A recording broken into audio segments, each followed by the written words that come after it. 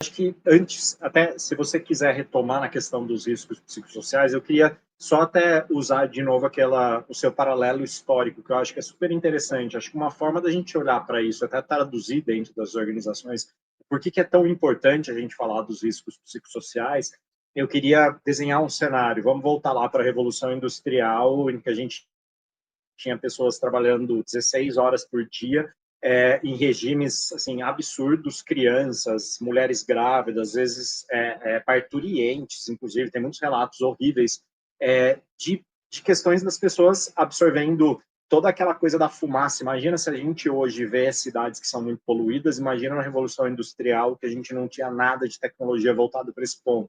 Aí você passa décadas para frente, você pensa que até hoje, mas se a gente for buscar 3 décadas atrás, pessoas que eram submetidas a questões de mineração, a asbestos, a várias coisas que eram absurdamente contaminantes, assim, e que a gente vê consequências até hoje e que esse tipo de trabalho vai mudando. A NR1, ela vem, em todo esse contexto histórico que a Agatha tinha comentado, ela vem mitigando cada um desses riscos ao longo do tempo.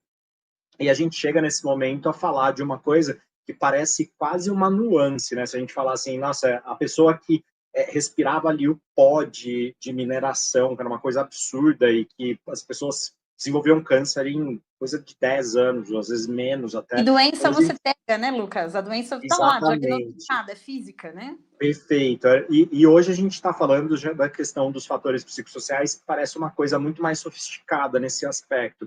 Mas eu queria fazer um paralelo com uma coisa que me deu um estalo aqui que eu lembrei, que é assim, para a gente ver como essa discussão ela não é uma discussão nova.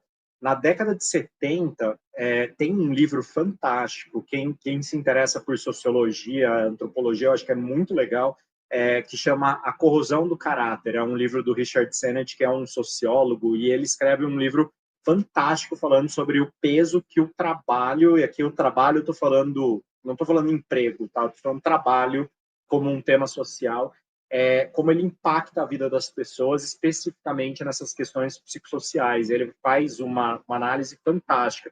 Se a gente está falando de 50 anos atrás. Há 50 anos atrás, as pessoas já se interessavam em olhar em como a questão do trabalho afetava a questão psíquica, a questão psicossocial.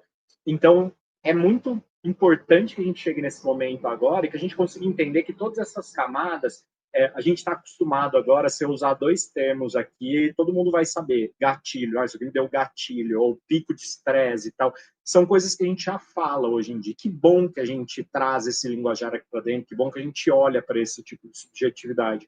A NR1, para mim, traduzindo, nada mais é do que a aplicação desse tipo de conceito no nosso dia a dia, a gente criar uma série de barreiras e de formas da gente olhar, e aí eu vou te devolver até a bola, Agatha, para olhar para cada um desses riscos, olhar e falar, cara, legal, como é que a gente mitiga, controla, diagnostica, enfim, como é que a gente olha para tudo isso?